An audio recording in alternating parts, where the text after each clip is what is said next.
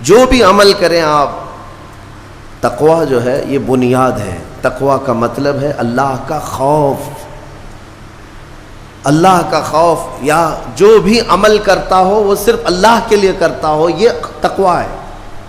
اور یہ ہر عمل کے لیے ضروری ہے، ہر عمل کے لیے۔ نماز میں تقویٰ ضروری ہے، روزے میں تقویٰ ضروری ہے، حج میں تقویٰ ضروری ہے۔ آپ دیکھیں حج کا سفر جب کرنا ہو تو رب تعالیٰ نے فرمایا وَتَزَوَّدُوا، توشہ ساتھ میں لے لینا۔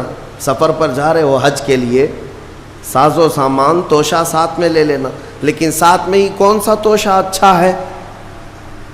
یعنی روٹی، سالن، چاول یہ توشہ، کپڑے لتے، حاجات یہ توشہ؟ خود رب تعالیٰ فرماتا ہے فَإِنَّ خَيْرَ الزَّادِ تَقْوَىٰ، سب سے بہترین توشہ تقویٰ ہے۔ یہ تقوی کی ہر جگہ پر اللہ تبارک و تعالیٰ نے تاکید فرمائی۔ اب میں آپ کو بتاتا ہوں، یہ رمضان المبارک جو ایک مہینہ تمہیں تربیت کے راستے سے گزارا جاتا ہے، کس وجہ سے؟ تاکہ تمہارے دلوں میں تقوی آئے، تقوی۔ اور تقوی کی سب سے پہلی جو تربیت ہوتی ہے، صوفیہ اکرام کے پاس جب کبھی کوئی طالب جاتا تھا مرید ہونے کے لیے یا خلافت لینے کے لیے، پہلے کا دور ایسا تھا کہ اولیاء اکرام سب سے پہلے اسے اپنی خانقاہ میں رکھ کر کے بھوکا اور پیاسا رکھتے تھے، کہ بھوک کو برداشت کرنا اور پیاس کو برداشت کرنا اگر تیری عادت بن گئی تو تقوی یوں ہی آ جائے گا۔ سید آل رسول مارہروی رحمۃ اللہ تعالیٰ علیہ، مارہرہ کے بڑے پائے کے بزرگ ہیں، اعلیٰ حضرت کے پیر مرشد، ان کے پاس ایک صاحب آئے، ایک مولانا صاحب آئے خلافت لینے کے لیے۔ شام کے وقت تو پہنچے، سیدھے آتے ہی کہا کہ حضور آپ اپنی خلافت وغیرہ مجھے دے دیجئے۔ تو اس وقت ایسے بالکل بٹ نہیں رہی ہوتی تھی۔ آپ نے کہا آپ آج تو آئے ہیں، مہمان ہیں ہمارے ہاں، رک جائیے خانقاہ میں، کل کو بات کریں گے، رات ہو چکی۔ اور حضرت نے اپنے خادم سے کہا مولانا کی اچھی خاطر تواضع کرو۔ رات کو ان کو ایک کمرے میں رکایا گیا اور ان کو خوب مچھلی کھلائی گئی۔ حضرت کا حکم تھا کہ انہیں مچھلی پیٹ بھر کر کے کھلائیں، لیکن پانی مت دینا۔ اور ایک خاص قسم کی وہاں پر مچھلی ملتی ہے اتر پردیش میں، وہ مچھلی کھلائی گئی۔ جب پیٹ بھر کر کے مولانا صاحب نے مچھلی کھائی تو خادم صاحب نے باہر سے دروازہ بند کر لیا، کمرے میں انہیں اندر چھوڑ کر باہر چلے گئے۔ وہ اندر سے پکارتے رہے پانی تو دے دیجئے، کھانا کھا لیا پانی تو دے دیجئے، کوئی سننے والا ہی نہیں تھا۔ وہ پانی کرتے کرتے کرتے اندر سے چیختے رہے، چلاتے رہے، اور پھر جو ہے ان کی آنکھیں بڑی ہو گئی تھیں پیاس کی شدت کی وجہ سے۔ ظاہر سی بات ہے مچھلی کے بعد بہت تیز پیاس لگتی ہے، کیونکہ مچھلی باہر بھی پانی میں رہتی ہے، اندر بھی اسے پانی کی ضرورت ہوتی ہے۔ تو وہ چیختے رہے یہاں تک کہ اب برا بھلا کہنا بھی شروع کر دیا، میں نے ان کی بڑی تعریف سنی تھی لیکن مہمانوں کے ساتھ ایسی بدتمیزی، ایسا سلوک۔ رات بھر وہ تڑپتے رہ گئے، صبح کو جو ہے نڈھال پڑے تھے زمین پر، فجر سے پہلے دروازہ کھولا گیا، انہوں نے آؤ دیکھا نہ تاؤ، خادم کا جبہ پکڑ کر کھینچا اور لڑنے پر آ گئے ہیں، تماچے لگائے، کہا کہ یہ کوئی شرافت ہے، یہ کوئی تہذیب ہے، اس طرح سے کھانا کھلا کر مہمان کو بغیر پانی کے بند کر کے چلے جاتے ہو۔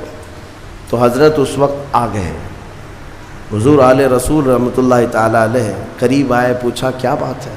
کہا آپ نے ایسا ایسا ہمارے ساتھ سلوک کیا، کہا اب آپ کو پانی دے دیا جائے گا لیکن اب خلافت نہیں دی جائے گی، اس لیے کہ پانی کی پیاس برداشت نہ کر سکے اسے تقویٰ نہیں، اور تقویٰ نہیں تو خلافت کس بات کی؟ تقویٰ کئی چیزوں سے رک جانے کا نام ہے۔ حضرت عمر فاروق رضی اللہ تعالیٰ عنہ سے پوچھا گیا تقویٰ کیا چیز ہے؟ تو آپ فرماتے ہیں کہ یوں سمجھو کہ ایک راستہ ہے جس میں دائیں جانب بھی کانٹے ہیں، بائیں جانب بھی کانٹے ہیں، سامنے تمہاری منزل ہے، دونوں راستوں سے کانٹوں سے اپنے جسم کو بلکہ اپنے کپڑوں کو بچا کر کے نکل جانا، یہی تقویٰ ہے۔ اور رسول پاک صلی اللہ تعالیٰ علیہ وسلم کی ایک حدیث پاک، الحلال بین والحرام بین، فرمایا حلال بھی واضح ہے، حرام بھی واضح ہے۔ کیا چیز حلال ہے یہ بھی پتہ ہے آپ کو، کیا چیز حرام ہے یہ بھی پتہ ہے۔ شراب حرام ہے، خنزیر حرام ہے، مردار حرام ہے، چوری حرام ہے، یہ سب تو پتہ ہے۔ حلال بھی پتہ ہے، اپنے ہاتھوں سے کمائی ہوئی چیزیں حلال ہیں، چاول، گیہوں، باجرا، یہ سب چیزیں حلال ہیں نا آپ کے لیے۔ پھلوں میں بہت ساری حلال ہے، جانوروں میں جو حلال ہے وہ سب پتہ ہے۔ تو حلال کی لسٹ بھی معلوم ہے تمہیں، حرام کی لسٹ بھی معلوم ہے۔ حضور پاک صلی اللہ علیہ وسلم فرماتے ہیں ان دونوں کے بیچ میں کچھ چیزیں ہیں جن کے بارے میں پتہ نہیں چلتا حلال ہے کہ حرام ہے، ان چیزوں کو چھوڑ دینے کا نام تقویٰ ہے۔ بعض لوگ کیا سمجھتے ہیں حرام کو چھوڑ دینا تقویٰ ہے۔ ارے میاں، حرام کو چھوڑنا تو مسلمان کی شان ہے، ضروری ہے۔ تم شراب نہیں پیتے تو یہ تقویٰ نہیں ہے، یہ تو اسلام کا حکم ہے۔ تم جوا نہیں کھیلتے، چوری نہیں کرتے، یہ تو اسلام کا حکم ہے تمہارے اوپر۔ لیکن کچھ ایسے شک والی چیز سے بھی بچ جاتے ہو، اس کو کہتے ہیں تقویٰ، وہ تقویٰ ہے۔ تقوی کی بہت ساری مثالیں ہیں، لیکن میں آپ کے سامنے ابھی رمضان کے متعلق عرض کرنے جا رہا ہوں کہ جیسے گزشتہ میں نے ایک تفسیر میں بھی عرض کیا، بعض لوگوں کو ایسا لگتا ہے کہ رمضان میں لوڈ شیڈنگ ہوتی ہوگی، کچھ خزانہ خدا میں بچت کے لیے لوگوں کو بھوکا اور پیاسا رکھا جاتا ہے، کچھ رزق بچا لیا جائے۔ نادانو، اللہ رب العزت جو پوری کائنات کا رزاق حقیقی ہے، اسے کسی چیز کی کمی نہیں ہے۔ یہ روزے جو فرض کیے گئے خزانے میں بچت کے لیے نہیں، بلکہ ہمارے جسموں کی اور ہماری روحوں کی اصلاح کے لیے، ہماری روحوں کی اصلاح اور جسموں کی اصلاح کے لیے ہمیں تقویٰ ملے۔ میں آپ کو بتاتا ہوں، ایک سوال میں آپ سے پوچھتا ہوں، آج رمضان میں یہ بہت ضروری ہے، کیونکہ رمضان ہونے کے بعد بھی سب کو پتہ ہے کہ چاند دکھتے ہی اللہ شیطانوں کو قید کر لیتا ہے، یہ سب کو پتہ ہے۔ حدیث پاک میں بھی سرکش جنات اور شیطان دونوں قید ہو جاتے ہیں، ان کو قید کر دیا جاتا ہے، جب تک چاند نہیں دکھے گا یہ نہیں آئیں گے۔ لیکن جو 11 مہینے ہم بلیم ڈالتے تھے شیطان پر کہ ہم سے برائیاں ہو گئی، گناہ ہو گئی، کیوں؟ ارے شیطان ایسا کرا دیا، شیطان ویسا کرا دیا۔ اب رمضان میں کون کرا رہا ہے؟ شیطان تو ہے نہیں، پھر فجر میں سوتا کیوں ہے؟ بغیر نماز پڑھے ٹانگ پھیلائے ویسی نماز قضا کر رہے۔ کون سا شیطان تمہیں سلایا؟ ابھی تو شیطان ہے نہیں۔ ابھی بھی بہت سارے لوگ چوری کا کھانا نہیں چھوڑتے، بہت سارے لوگ جھوٹ، دغا، غیبت یہ رمضان میں بھی نہیں چھوڑتے ہیں۔ تو یہ ان کو کون سا شیطان کروا رہا ہے؟ کون سا شیطان یہ برائیاں کرواتا ہے؟ اس کے جواب کے لیے ایک چیز سمجھنا ضروری ہے۔ یہ بات تو مشہور ہے کہ ساری برائیاں شیطان کرواتا ہے، ابلیس کرواتا ہے نا؟ لیکن آپ کو وہ واقعہ معلوم ہے جب آدم علیہ السلام کو اللہ تعالیٰ نے پیدا کیا اور سارے فرشتوں سے کہا کہ سجدہ کرو، کل ہی کی تفسیر میں نے عرض کیا، اس میں ابلیس بھی تھا۔ ابلیس بھی اس وقت بہکا ہوا نہیں تھا، گمراہ نہیں تھا، وہ اچھا تھا۔ ابلیس تو بہت عبادت کرنے والا تھا اللہ تعالیٰ کی، تو اس نے اللہ کے حکم کو ٹال کر آدم کو سجدہ نہیں کیا، غرور میں کھڑا رہا، نافرمانی کیا۔ تو اب میں یہ سوال کرتا ہوں کہ ہر ایک کو گمراہ کرنے والا شیطان ہے، تو شیطان کو کس نے گمراہ کیا تھا؟ اس کو کس نے روکا سجدہ مت کرنا آدم کو؟ کوئی ہے بہکانے والا؟ ارے وہ تو پہلا ابلیس ہے، اس سے پہلے تو کوئی ابلیس تھا ہی نہیں، اس سے پہلے تو کوئی شیطان تھا ہی نہیں۔ شیطان کو کس نے روکا کہ تو بڑا ہے، تو بلند ذات والا ہے، آدم مٹی سے بنا ہے؟ یہ خیال کس نے ڈالا؟ کون سا شیطان تھا اس سے پہلے؟ یہی بات سمجھنے کی ہے۔ محدثین نے مفسرین نے فرمایا، ابلیس کو جس چیز نے سجدہ کرنے سے روکا وہ نفس امارہ ہے، وہ نفس ہے جو آج بھی تمہارے ساتھ ہے. ہاں شیطان تو قید ہو جاتا ہے رمضان کے شروع ہوتے ہی، لیکن نفس تو ساتھ میں رہتا ہے. اب پتہ چلا کہ رمضان میں جو کچھ بھی غلطیاں یا کوتاہیاں یا گناہ کچھ لوگوں سے سرزد ہوتے ہیں تو یہ نفس کے پجاری ہیں، نفس ان کے ساتھ ہے. یہ نفس کی غلامی میں آ گئے اور نفس کے شکار ہو گئے. اسی لیے قرآن میں اللہ تعالیٰ نے اپنے رسول سے بھی یہ فرمایا، اَرَأَيْتَ مَنِ اتَّخَذَ إِلَٰهَهُ هَوَاهُ أَفَأَنْتَ تَكُونُ عَلَيْهِ وَكِيلًا. اے رسول کیا آپ نہیں دیکھتے کچھ لوگ ایسے ہیں جنہوں نے اپنے نفسانی خواہشات کو اپنا خدا بنا لیا ہے، اپنی خواہشات کو اپنا خدا بنا لیا ہے. اے رسول کیا آپ ایسوں کی سفارش کریں گے، ایسے لوگوں کی وکالت کریں گے؟ یعنی رب تبارک و تعالیٰ نے یہ فرمایا کچھ لوگ وہ ہیں جو اپنی خواہشات کی پوجا میں ہیں. کیا مطلب خواہشات کی پوجا؟ کیا مطلب ہے اپنے خواہشات کے پیچھے چلنا؟ مطلب یہی ہے کہ جو دل میں آیا اس بندے نے یہ سوچ لیا اسے کرنا ہی ہے مجھے، یہ خواہشات کے پیچھے چل رہا ہے. ہاں تمہیں آرام کی فکر ہوئی، تم نے خدا کے فرمان کو ٹال دیا لیکن اپنی نفس کی سن لیا. اللہ تبارک و تعالیٰ کا حکم کچھ اور ہے لیکن تمہاری طبیعت کچھ اور چاہ رہی ہے. رب تبارک و تعالیٰ کا حکم تھا صبح صبح تمہیں اپنے گھر بلا رہا تھا لیکن تم نے اس کی نہیں سنی، اپنے من کی سنی، اپنے نفس کی. تو یہی تو ہوا نفس کی پوجا، یہی ہے نفس کی عبادت، نفس کی پرستش، جس کو قرآن میں کہا گیا ہے کہ کچھ لوگ ایسے ہیں جنہوں نے اپنی خواہشات کو خدا بنا لیا ہے.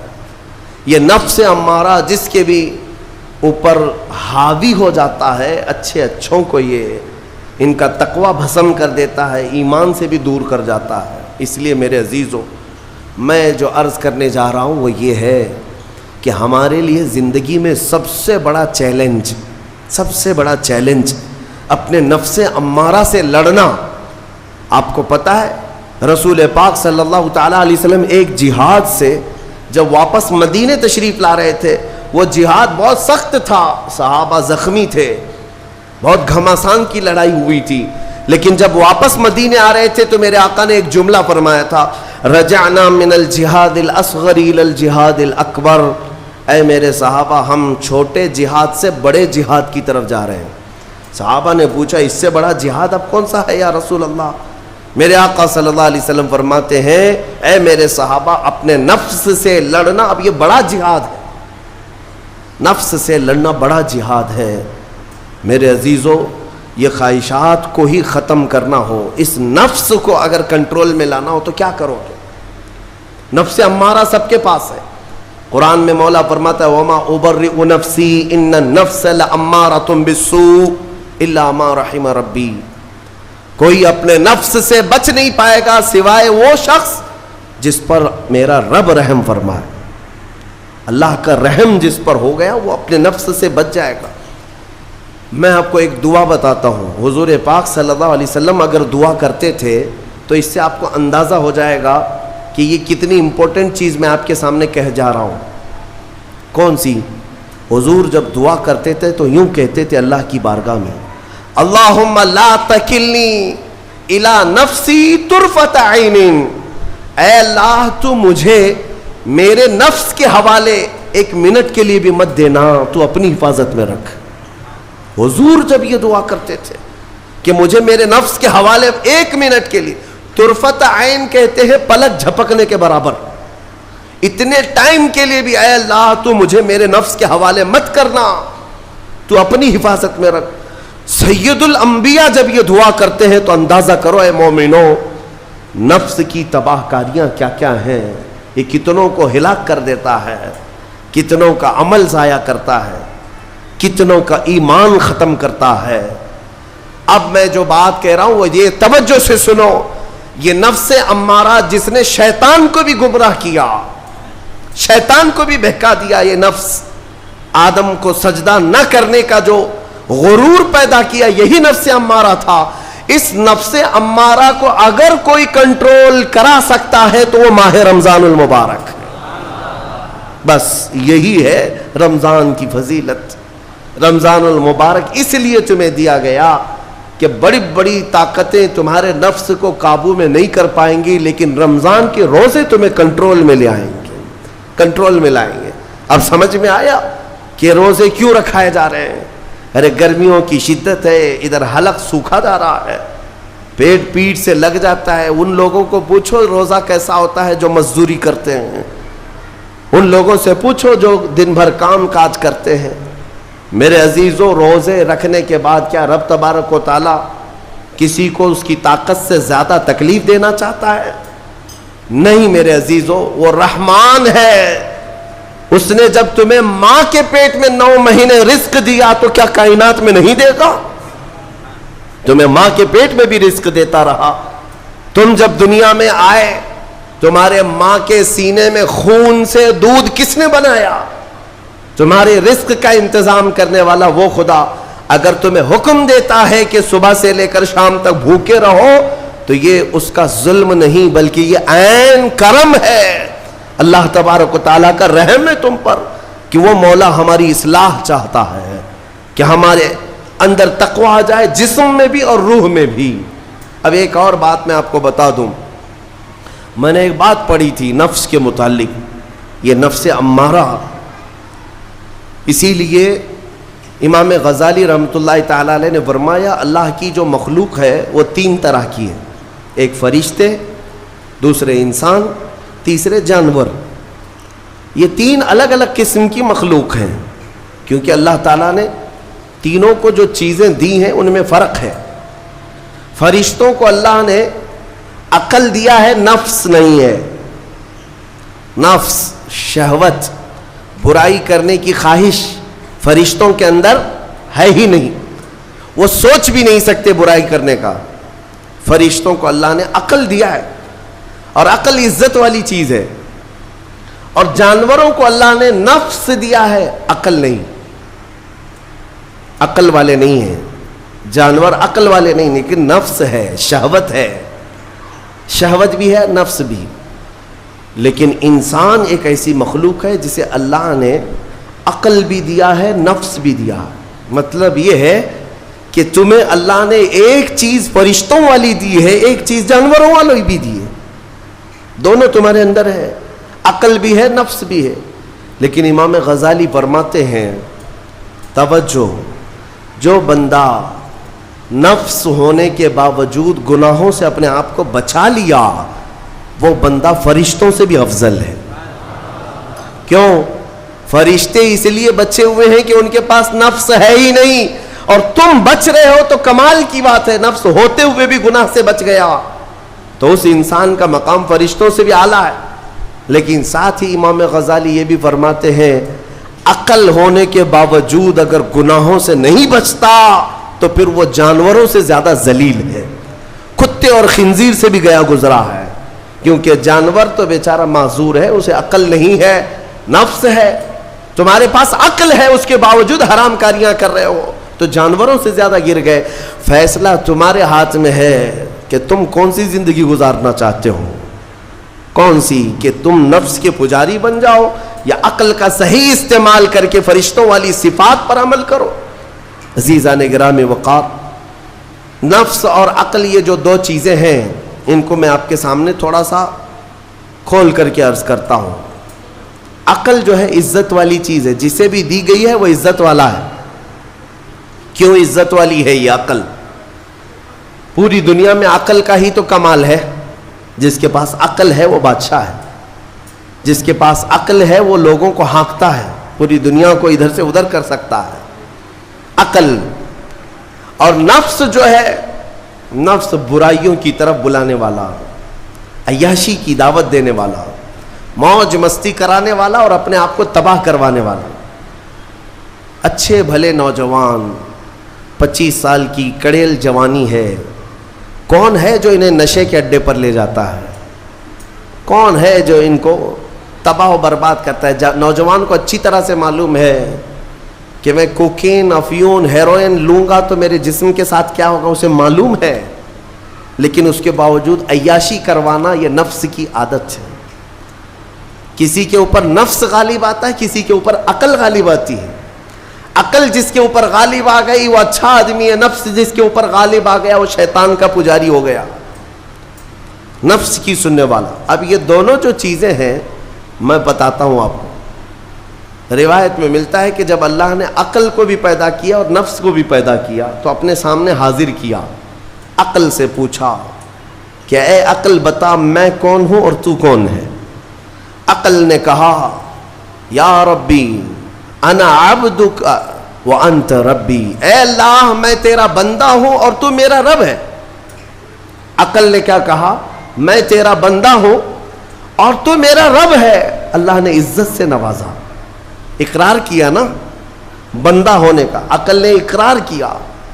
پھر نفس کو بلایا، نفس سے پوچھا بتا میں کون ہوں اور تو کون ہے؟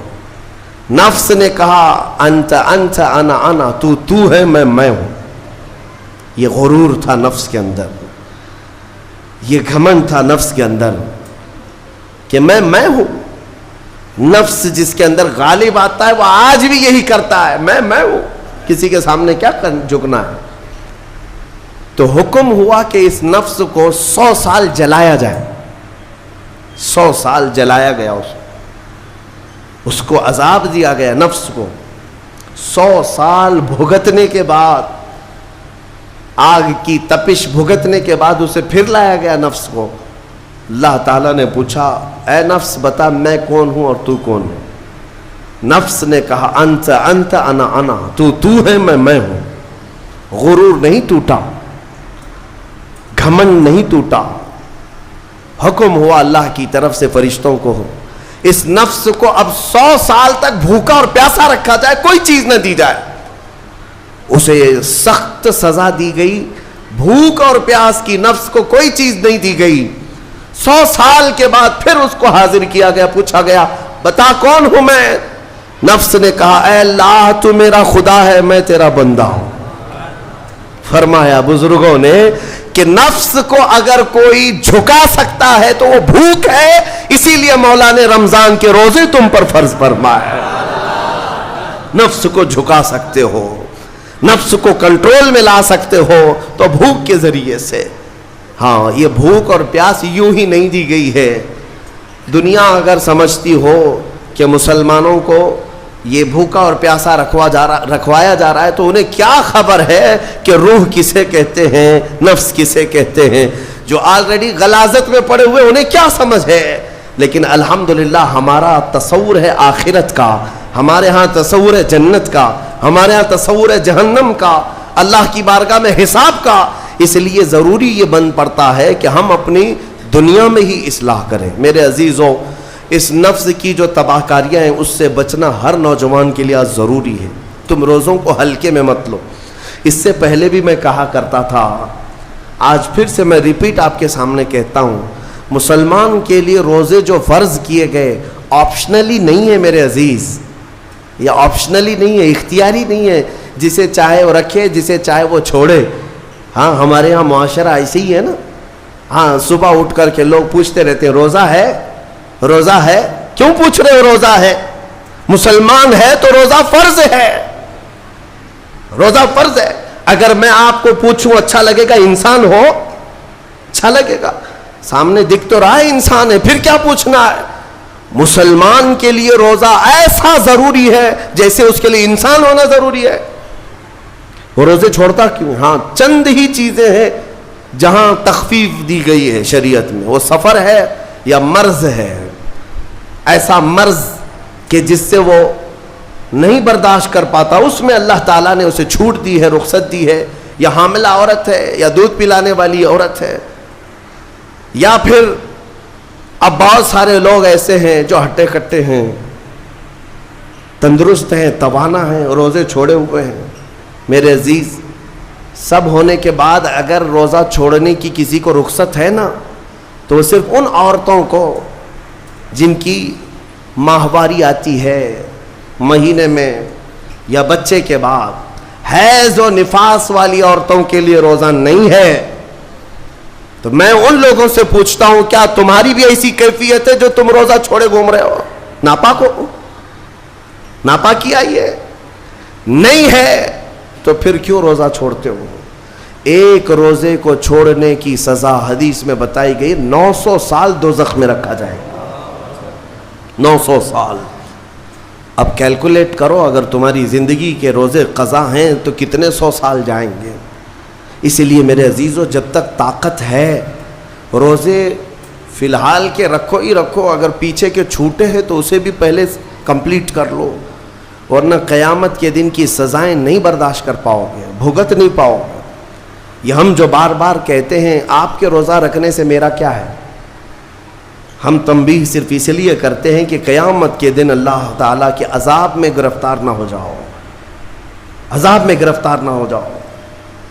اور ہمارے بزرگوں نے ہمیں تعلیم دی ہے کہ اللہ تعالیٰ جب 11 مہینے کھلاتا پلاتا ہے اور وہی مولا 1 مہینہ اگر حکم دے تو یہ کس قدر بندے کی ناانصافی ہے کہ اپنے مولا کے حکم کو پیٹ پیچھے ڈالتا ہے اور پھر کھاتا پیتا رہتا ہے. کیا اسے اپنے رحمان کی رضا کی اتنی بھی فکر نہیں ہے کہ یہ میرے مولا کی رضا ہے روزہ؟ اسی لیے تو اس مولا نے فرمایا روزہ میرے لیے ہے اور اس کی جزا کچھ نہیں، میں خود بندے کا ہو جاؤں گا. الصوم لی وانا اجزا بہ. اور ایک حدیث میں عجزی بھی پڑھا گیا، یعنی روزہ میرے لیے ہے اور میں ہی اس کی جزا ہوں، میں ہی اس کی جزا ہوں. مطلب یہ ہے کہ دوسرے اعمال کی جزا میں جنت ہے، محلات ہے، الگ الگ ثواب ہے، لیکن روزے کے متعلق مولا نے فرمایا میں خود ہی اس کی جزا ہوں. تجھ سے تجھی کو مانگ کر مانگ لی ساری کائنات، جس کا خدا ہو گیا اس کی ساری کائنات. میرے عزیزوں، اللہ تبارک و تعالیٰ اگر کسی بندے کا ہے تو پھر اس کے کیا کہنے. اچھا، ایک اور اس میں حکمت یہ ہے، روزہ جو رکھا جاتا ہے یہ بندے اور اللہ کے بیچ کا راز ہے، دوسرے کسی کو پتہ نہیں. میرا روزہ آپ کو نہیں معلوم، آپ کا روزہ مجھے نہیں معلوم. چہرہ دیکھ کر کے کچھ بھی کہا جا سکتا ہے. ہاں، چہرہ دیکھ کر کسی کا روزہ پتہ چلے گا. آپ کل سحری کر کے نیت کر کے روزے سے آئے ہیں، کسی کی پیشانی پہ تو لکھا نہیں ہے کہ یہ روزے دار ہے. آپ نے کہا ہم نے مان لیا، لیکن حقیقت کیا ہے یہ تم جانو گے، اللہ ہی جانے. بہت سارے تمہارے پاس موقع ایسے آتے ہیں جب ایک ایک گھونٹ نگل سکتے ہو، وضو کے بیچ میں، غسل کے بیچ میں، جب کوئی نہ دیکھ رہا ہو تب چٹکیاں لے کر اندر ڈال سکتے ہو، کوئی نہ دیکھ رہا ہو. لیکن بندے اور مولا کے درمیان کا ایک راز ہے روزہ. اسی وجہ سے ایک حدیث میں ملتا ہے قیامت کے دن جب ایمان والوں کو جمع کیا جائے گا اور جن کی بخشش ہو جائے گی تو ان میں ایک جماعت ایسی ہوگی جو جنت کی طرف اڑتے ہوئے جا رہے ہوں گے اور جنت میں پہنچ جائیں گے، کسی کو نظر نہیں آئیں گے، بہت تیزی سے وہ جنت پہنچ چکے ہوں گے. باب الریان ایک دروازہ ہے جو صرف روزے داروں کے لیے، جن کے روزے اللہ کی بارگاہ میں پسند آ گئے، وہ دروازہ صرف ان کے لیے. وہاں پہنچ چکے ہوں گے، بہت سارے اہل اللہ، بڑے بڑے مقامات والے وہاں موجود ہوں گے. پوچھیں گے تم کہاں سے آئے، کون سے راستے سے آئے؟ نہ وہاں نظر آئے نہ راستے میں نظر آئے، یہاں کیسے پہنچے؟ تو وہ کہیں گے کہ اللہ تبارک و تعالیٰ نے ہمیں روزوں کی وجہ سے یہ مقام دیا. رب تعالیٰ کی طرف سے ارشاد ہوتا ہے کہ ان بندوں نے دنیا میں جو روزہ رکھا تھا وہ سب سے چھپا ہوا تھا، کسی کو پتہ نہیں تھا روزہ ہے یا نہیں. اس لیے جب میں نے ان کے روزے قبول کیے تو سب سے چھپا کر انہیں جنت کی طرف بھیج دیا. وہاں پر بھی یہ جزا دی گئی. میرے عزیزوں، فضیلتیں بہت ساری ہیں، سب کو پتہ ہے، لیکن میں جو کہہ رہا ہوں وہ یہ ہے کہ اگر اپنے نفس کو کنٹرول میں لانا ہو تو یہ روزے شرط ہیں. ایک صحابی حضور کی بارگاہ میں آئے، جوان تھے، کہا کہ یا رسول اللہ صلی اللہ علیہ وسلم جوان ہو چکا ہوں، شادی کی عمر ہے لیکن شادی کرنے کی طاقت نہیں، مال نہیں، اسباب نہیں، کیا کروں؟ شادی نہ کرے تو گناہوں کی طرف چلے جائیں، خواہشات ہیں انسان کی. تو جانتے ہیں میرے آقا صلی اللہ تعالیٰ علیہ وسلم نے کیا فرمایا کہ اگر استطاعت ہے تو شادی کر لے ورنہ روزہ رکھ لے. شادی کے بدل ڈائریکٹ کون سی چیز؟ روزہ. فرمایا اس لیے کہ روزہ تمہاری شہوت کو ختم کرتا ہے، تمہارے اندر صبر قائم کرتا ہے. عزیزان گرامی، حدیث پاک کا یہ مفہوم میں آپ کے سامنے رکھ رہا ہوں۔ تربیت میں میرے آقا نے ان نوجوانوں سے کہا جن کی شہوت غالب ہے، جو گناہوں کی طرف زیادہ جا سکتے ہیں، ان کے لیے فرمایا گیا وہ روزہ رکھیں، کنٹرول میں رہیں گے۔ صرف رمضان کا ہی نہیں، سال میں اور بھی دنوں میں روزہ رکھو تاکہ تمہارا نفس قابو میں رہے، کنٹرول میں رہے۔ میں چند مہینے پہلے کچھ نوجوانوں کی کثرت کو دیکھ رہا تھا جو اپنے جسم کو شیڈول بنانے کے لیے، مینٹین کرنے کے لیے ڈائٹ پلان تیار کر رہے تھے۔ تو اس میں ایک بہت ہی بڑے ڈاکٹر ہیں جنہوں نے ڈائٹ پلان دیا، تو اس میں انہوں نے مینشن کیا کہ ہفتے میں ایک دن بھوکا رہنا چاہیے، صبح سے شام تک۔ وہ نان مسلم ہے۔ میں نے پوچھا تھا کہ یہ آپ کے ڈائٹ پلان میں کس لیے ہے، تو انہوں نے اس کی سائنٹیفک وجہ بتائی کہ ہفتے بھر میں ہم جو کچھ بھی کھاتے ہیں، کچھ ایسی چیزیں جمع ہو جاتی ہیں جن کو پگھلنے کا موقع ہی نہیں ملتا، ہم بار بار کھاتے رہتے ہیں، اس پر چیزیں جمع ہوتی رہتی ہیں۔ ایک دن ہفتے میں اگر اپنے پیٹ کو خالی چھوڑ دیا جائے تو فاسد مادے گل کر کے باہر نکل جائیں گے اور صحت ہمیشہ صحیح رہے گی۔ یہ دنیا کہہ رہی ہے۔ میرا مولا بغیر حکمت کے کوئی چیز تم پر فرض نہیں فرماتا۔ جس نے ہمارے جسموں کو بنایا، جس نے ہماری روح کو بنایا، وہی زیادہ بہتر جانتا ہے کہ ہمارے حق میں کیا چیز اچھی ہے۔ اس لیے اے میرے عزیزوں، اب ان نفس کے خلاف جو باتیں میں نے عرض کی ہیں، نوجوانوں، آج تمہارے لیے نہیں، پوری زندگی کا سب سے بڑا چیلنج ہے، سب سے بڑا چیلنج۔ جو اپنے نفس امارہ سے بچ گیا وہ صحیح سلامت دنیا سے چلا گیا، ورنہ موت کے وقت بستر پر روح نکلنے سے پہلے بھی نفس امارہ بہکاتا ہے۔ یہ شیطان کا قریبی دوست ہے، یہ دونوں کی سانٹھ گانٹھ ہے۔ نفس کی اور شیطان کی دوستی بہت گہری ہے، بہت گہری ہے۔ اسی لیے تو شیطان جاتا ہے تو نفس اس کا کام کرتا رہتا ہے، دونوں مل کر کے انسان کو تباہ و برباد کرتے ہیں۔ لیکن اس کے باوجود اگر آپ بچے ہیں تو یہ اللہ کا فضل ہے تم پر، اللہ کا فضل ہے۔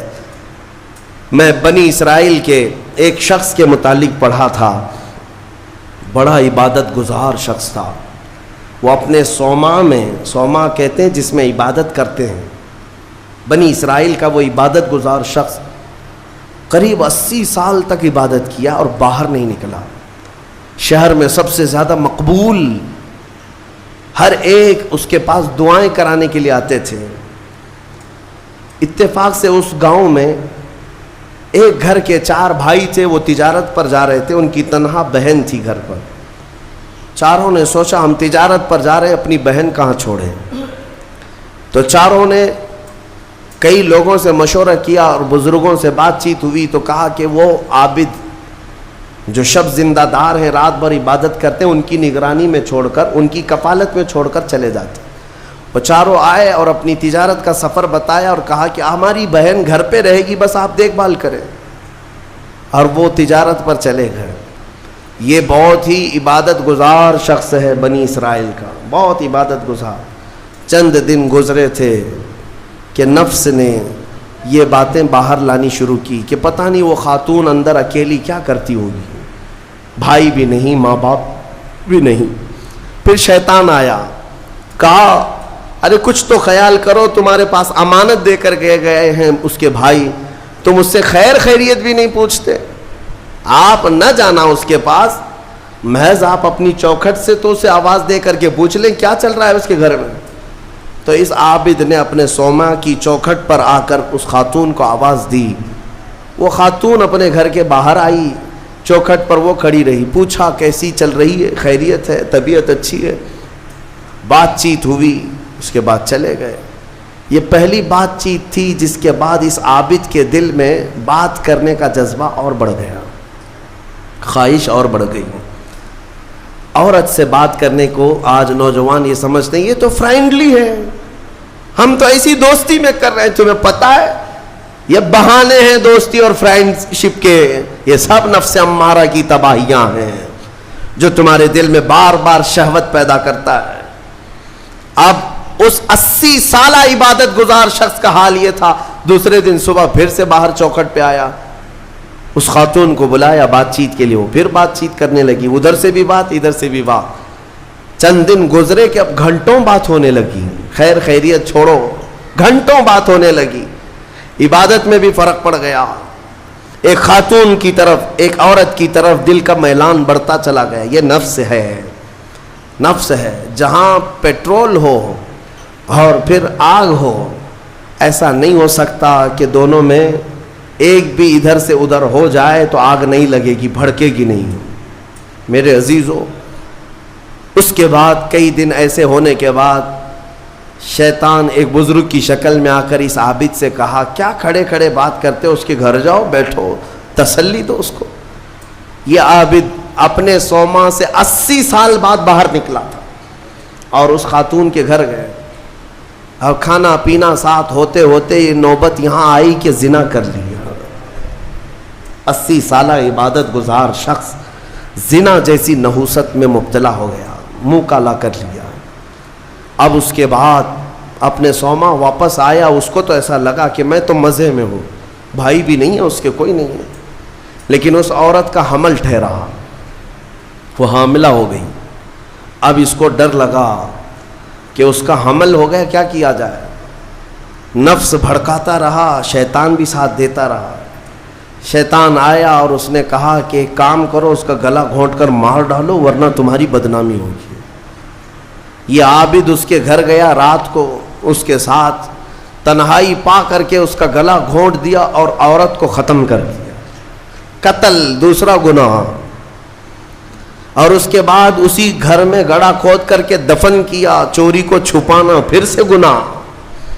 زمین کو صاف کر دیا. واپس اپنی عبادت گاہ میں آیا. جب وہ بھائی اس کی تجارت سے واپس آئے، پوچھا ہماری بہن کہاں ہے، تو یہ رونے دھونے لگا. کہا تمہاری بہن بڑی بیمار ہو گئی تھی، علاج کرایا، نہیں بچ سکی، انتقال ہو گیا، قبرستان میں میں نے دفن کروا دیا. اور جھوٹ موٹ ایک قبر کے پاس لے گیا اور کہا یہ تمہاری بہن کی قبر ہے. بھائی روتے رہے، اپنی تنہا اکلوتی بہن کو یاد کر کے واپس آئے. بات یوں ہی گزر گئی، لیکن نفس کی تباہ کاریاں چھپتی نہیں ہیں. یہ کالے کرتوت کبھی پوشیدہ نہیں رہتے. پھر ابلیس ان 4 بھائیوں کے پاس گیا اور کہا تمہیں پتہ ہے تمہاری بہن کہاں ہے؟ کہا وہ تو انتقال ہو گئی، اللہ کو پیاری ہو گئی. کون کہا؟ کہا اس عابد نے کہا. کہا وہ جھوٹ بولتا ہے، اس نے تمہاری بہن کے ساتھ منہ کالا کیا، زنا کیا اور گلا گھونٹ کر مارا اور اسی گھر کے اندر دفن کیا ہے، کھود کر دیکھ لو. ابلیس نے ان بھائیوں کو سب بتایا.